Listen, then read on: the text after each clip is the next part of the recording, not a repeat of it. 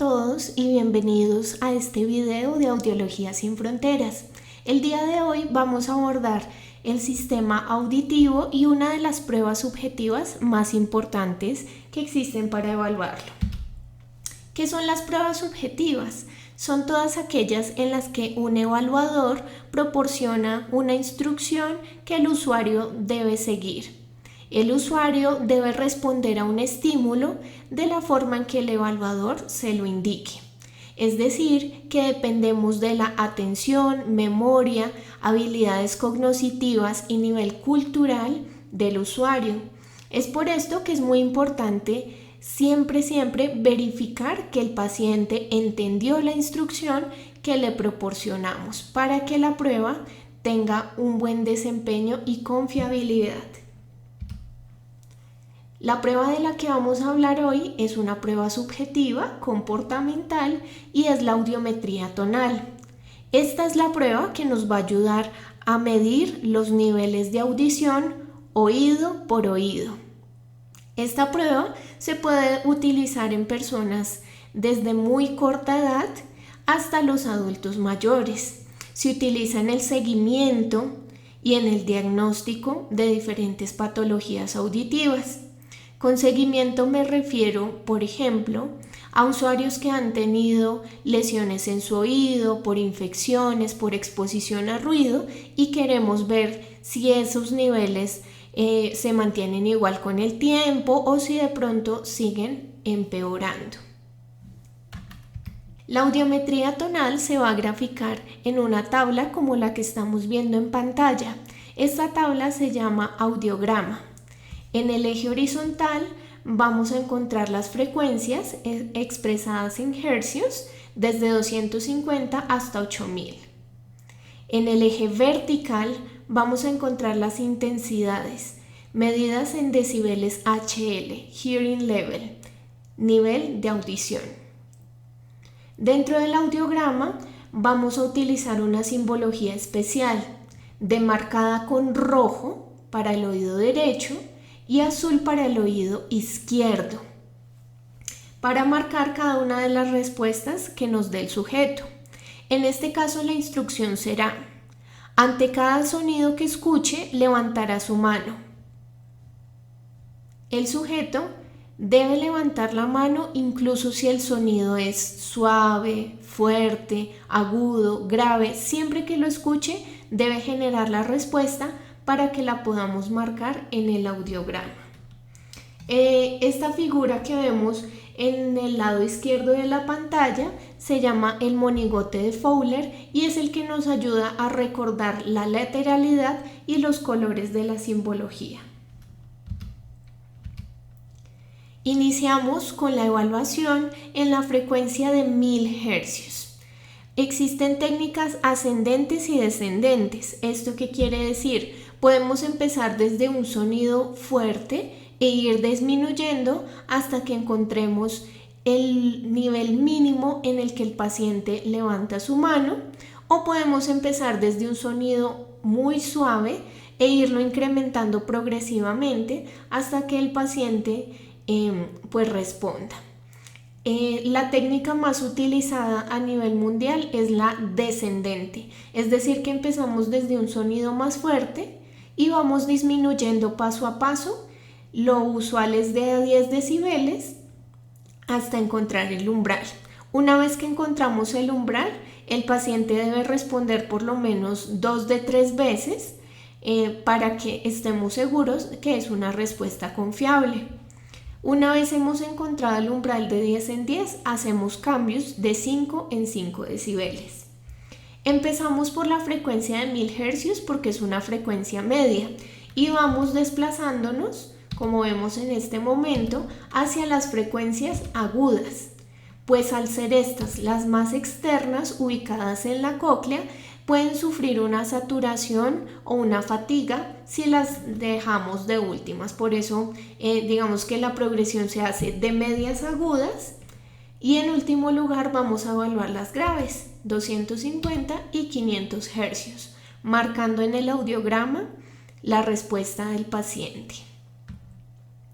Posteriormente vamos a evaluar la vía aérea del oído contralateral. Siempre iniciamos por el oído derecho o por el mejor oído, según lo refiera el paciente en la anamnesis. Después de hallar los umbrales de las vías aéreas, nos vamos a trasladar a hallar las vías óseas. Las vías óseas las vamos a marcar de igual manera, empezando por la frecuencia de 1000 Hz hasta 4000 y posteriormente en las frecuencias agudas. Recordemos que fisiológicamente las vías óseas deben ser iguales o mejores a las aéreas. Y de igual manera en el oído contralateral. Vamos a hallar un nivel muy importante que se llama el promedio de tonos puros o promedio de tonos aéreos. Vamos a tomar los umbrales en este ejemplo del oído derecho en 500 Hz, en 1000, en 2000 y en 4000. Vamos a sumar los 4 umbrales que en este caso me dan un valor de 40 decibeles. Posteriormente vamos a dividir este valor en 4, que son las frecuencias que utilizamos, 4 frecuencias, y este va a ser el resultado del promedio de tonos aéreos o promedio de tonos puros, que en este caso es 10 decibeles. ¿Para qué nos sirve hallar ese valor, ese promedio? Para determinar el grado de la pérdida auditiva. Estos grados que estoy mostrando en este momento en pantalla son tomados del área de pérdida auditiva de la Organización Mundial de la Salud. Abajo pueden encontrar el link. Entonces, el primer grado, que es el grado 0, corresponde al nivel de audición normal y es cuando encontramos niveles de promedios de tonos puros iguales o menores a 25 decibeles. El grado 1 corresponde a la pérdida auditiva leve y oscila entre 26 y 40 decibeles. El grado 2, que corresponde a la pérdida moderada, va a oscilar entre 41 y 60 decibeles. En el tercer lugar está la pérdida severa, que oscila entre 61 y 80 decibeles. Y por último, el grado 4 corresponde a la pérdida auditiva profunda y vamos a encontrarla en promedios de 81 decibeles o más. Esto en cuanto al grado de la pérdida auditiva, pero la pérdida auditiva no solamente tiene un grado, también tiene un tipo, dependiendo la parte del oído que se encuentre afectada. Bien sea el oído externo, el oído medio o el oído interno. Si la afectación está en el oído externo o en el oído medio, vamos a hablar de una hipoacusia conductiva. Ahora bien, si la lesión se encuentra en el oído interno, hablaremos de una hipoacusia neurosensorial. Si quieres saber más acerca de la interpretación y el procedimiento para realizar la audiometría, no dudes en contactarnos en los datos que dejaré al final de este video, Audiología sin Fronteras. Ahora bien, también puede suceder que tengamos una diferencia de más de 15 decibeles entre los umbrales de la vía aérea y de la vía ósea. A esto se le va a llamar un gap aéreo óseo y es característico de las hipoacusias conductivas, es decir, en las que se afecta el oído externo o el oído medio. Vamos a hablar de otro concepto y es la atenuación interaural. Esta es la cantidad de energía que puede traspasar de un oído hacia el otro. En este caso, cuando evaluamos por vía aérea, el valor de la atenuación interaural promedio es de 40 decibeles. Recordemos que este valor puede variar de frecuencia en frecuencia y adicionalmente puede variar también por el tipo de auricular que utilicemos en la evaluación, pero para hablar de un valor promedio vamos a decir 40 decibeles. Esta es la cantidad de energía que puede viajar de un oído al otro cuando estimulamos en la audiometría. Esto corresponde a la vía aérea.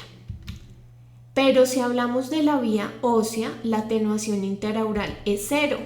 Es decir, que si yo paso un estímulo de 30 decibeles por el oído derecho, esos mismos 30 decibeles llegarán al oído izquierdo viajando por el cráneo. ¿Para qué nos sirve conocer este parámetro de atenuación interaural por vía aérea y por vía ósea? Pues bien, porque si permitimos que haya ese paso de energía de un oído al otro, vamos a tener unas respuestas en la audiometría que no son confiables. Si permitimos este paso de la energía de un oído al otro, las respuestas de la audiometría no serán confiables. Para eso vamos a utilizar la técnica de enmascaramiento, que no es más que un sonido que vamos a poner en el oído no evaluado o en el mejor oído para evitar que le ayude al peor oído o al oído evaluado en las respuestas auditivas. Existen dos técnicas mundialmente utilizadas para el enmascaramiento: la técnica de Portman y la técnica de meseta de Hood. En este momento les voy a mostrar cómo se evidencia el enmascaramiento en una audiometría. Por ejemplo, en este caso tenemos un oído izquierdo pues con unos valores bastante aceptables, con parámetros normales en la mayoría de las frecuencias. Y vemos que el diagrama del lado izquierdo de la pantalla ha cambiado. La simbología para el enmascaramiento es diferente. Entonces, en este caso tenemos un oído derecho con una alteración de umbrales que supera la atenuación interaural, por eso fue necesario enmascarar. Y les voy a mostrar otro símbolo que no hemos visto hasta el momento, que es este, enmascarado y además con una flecha en el extremo izquierdo inferior. Esto nos indica que a la máxima salida del equipo, es decir, al máximo tono que me permite el audiómetro, el paciente nunca levantó su mano. No hay audición en ese rango de frecuencia. Es decir, que en estas frecuencias que están marcadas con la flecha no hay respuesta. Igual va a aplicar para la vía ósea. El enmascaramiento o, dado el caso, el marcaje sin respuesta a la máxima intensidad que el equipo me lo permite. En este caso podemos evidenciar que hay una mayor salida del equipo para la vía aérea. En cambio, para la vía ósea, los decibeles que se alcanzan son bastante limitados. Si quieres saber más acerca de las técnicas de enmascaramiento, cómo aplicarlas y cuál es la mejor en cada caso, no dudes en contactarnos a Audiología Sin Fronteras.